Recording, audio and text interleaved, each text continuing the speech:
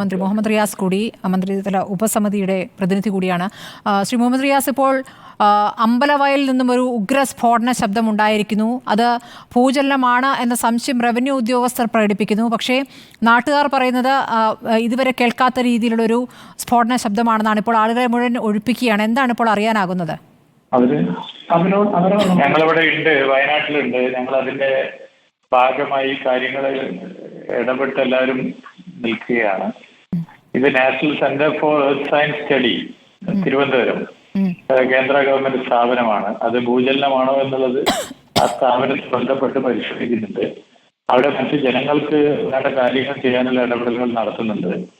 ഒരു തരത്തിലും ഒരു പാനിക് ആവേണ്ട പ്രശ്നം വരുന്നില്ല. നമുക്കത് ആ നിലയിൽ തന്നെ കൈകാര്യം ചെയ്യാവുന്നതാണ്. മറ്റു കാര്യങ്ങൾ പൊതുവെ പരിശോധിച്ച് വരുന്നുണ്ട്. ഞങ്ങളെല്ലാവരും ഇവിടെയുണ്ട്. ഈ ആളുകളെ മാറ്റുന്നതടക്കമുള്ള കാര്യങ്ങളിലേക്ക് നീങ്ങുമോ? അല്ല, എല്ലാ കാര്യങ്ങളും പരിശോധിച്ച് മുന്നോട്ട് പോകേണ്ടതുണ്ട്.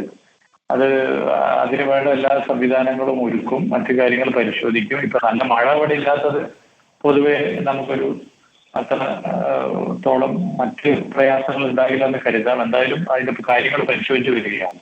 മിനിസ്റ്റർ, ഇപ്പോൾ ഒരു ദുരന്തം കഴിഞ്ഞതിന് തൊട്ട് പിന്നാലെ അപ്പോൾ കാലാവസ്ഥ പ്രതികൂലമായിരുന്നു എന്ന് കരുതാം. ഇപ്പോൾ നല്ല വെയിലുള്ള സമയത്താണ് ഇപ്പോൾ ഈ സ്ഫോടന ശബ്ദം കേട്ടിരിക്കുന്നത്. ഇതൊന്നും പതിവുള്ളതല്ല നാട്ടുകാർ പറയുന്നു. അതെ, അതെന്താണെന്നുള്ളത് പരിശോധിക്കാൻ ബന്ധപ്പെട്ട സ്ഥാപനങ്ങളുമായി കാര്യങ്ങൾ നീക്കുന്നുണ്ട്. ആളുകൾ അവിടുന്ന് മാറ്റി താമസിപ്പിക്കാണ്ട് ഏർപ്പാടുകൾ ചെയ്യുന്നുണ്ട്. മറ്റു പ്രിക്കോഷൻസ് എടുക്കുന്നുണ്ട്. എല്ലാ നിലയിലും ശ്രദ്ധിക്കുന്നുണ്ട്. ശരി, വളരെ നന്ദി മിനിസ്റ്റർ. മന്ത്രി മുഹമ്മദ് റിയാസാണ് പ്രതികരിച്ചത്.